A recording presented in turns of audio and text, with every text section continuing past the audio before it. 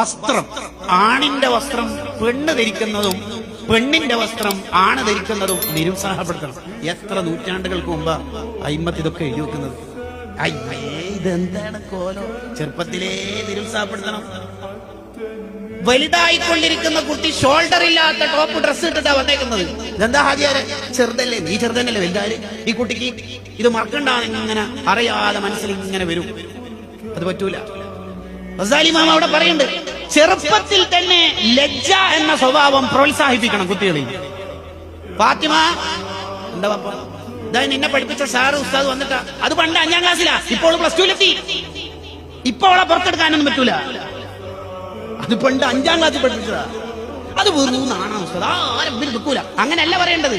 എന്റെ മോള് ചെറുപ്പത്തിലെ ഹയാ ഉള്ള മോളാ ഉസ്താദേ, ആരും നിൽക്കൂല സാറേ. അങ്ങനെയാണ്.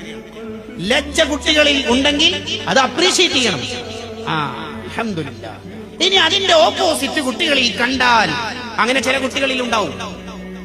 ഉദാഹരണത്തിന് 2ാം ക്ലാസ്സിൽ പഠിക്കുന്ന ചെറിയ മോന് ബാത്റൂം ഒന്ന് കുളിച്ചിട്ട് തോർത്തെടുക്കാതെ മുണ്ടെടുക്കാതെ ഇങ്ങനെ പോകും. കിച്ചന്റെ ബാത്റൂം എന്നാണ് മൂപ്പര് കുളിച്ചത്. അങ്ങനെ kitchen, central hall, dining hall, bedroom, വാഹനജാതിയിൽ ഓരോ സ്വീകരണങ്ങൾ ഏറ്റുവാങ്ങി 6 റൂം ഇങ്ങനെ യാത്ര ചെയ്ത ചില പിള്ളേരുണ്ടാവും. ഇങ്ങോട്ട് വേണം ഡ്രസ്സ് കിട്ടി. എന്താണ് നാണം വേണ്ടി? ഔറത്ത് തുറന്നിട്ട് ഇങ്ങനെ നടക്കല്. ഔറത്ത് തുറന്നിട്ട് നടക്കുന്ന ആളെ ഭൂമി ശപിക്കൂന്നല്ലേ? ആ കുട്ടിക്ക് 2 വട്ടം അങ്ങനെ തിരിച്ചു കൊടുത്താൽ മതി. അവൻ 60 കൊല്ലം ജീവിക്കുന്നത് വരെ അവന്റെ മനസ്സിൽ ഇത് വലിയ ഗൗരവമുള്ള കാര്യമായിട്ട് തോന്നിപ്പിക്കും.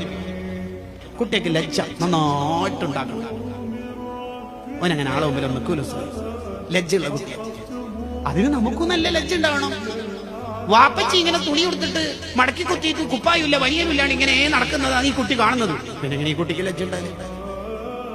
ഉമ്മ മത്സ്യവില്പനക്കാർക്കും ഗ്യാസ് സിലിണ്ടർ കൊണ്ടുവരുന്നിടത്തൊക്കെ ഇങ്ങനെ പുറത്തേക്ക് പണിക്കാരുടെ അടുത്തേക്കും അന്യപുരുഷന്മാരുടെ അടുത്തൊക്കെ യഥേഷ്ടം വർത്താനം പറയുന്നേ കാണുന്നത്. പിന്നെ എങ്ങനെ ഈ മോള് ലജ്ജ പഠിക്കണം? ഈ ലജ്ജ പഠിക്കേണ്ടത് ഉപ്പാന്റെ അടുത്തുനിന്ന് ഉമ്മാന്റെ അടുത്തുനിന്നാണ്. ലജ്ജ ഇല്ലാത്ത ഒരു നീക്കുപോക്ക് നമുക്ക് ഉണ്ടാവരുത്. ഒന്നും ഉണ്ടാവരുത്. ഹയാ അൽ ഹയാ ശുഅബത്തുൻ മിനൽ ഈമാൻ. ഈമാനുള്ളവർക്കുള്ള ഒരു ഗുണമാണ് ലജ്ജ. ലജ്ജയില്ലാത്ത വർത്താനം പറയുന്നവർക്ക് എന്തോ പരമ്പരയിൽ പ്രശ്നമുണ്ട് എന്നാണ് കിതാബുകളിൽ കാണാം. പരമ്പരയിൽ പ്രശ്നമുള്ളവർക്കാണ് പിടുത്തം വിട്ട നാവുണ്ടാവില്ല. ഞാൻ പിന്നെ എല്ലാം തുറന്നു പറയും ഉസ്താദേ. എന്റെ മനസ്സിലൊന്നുമില്ല.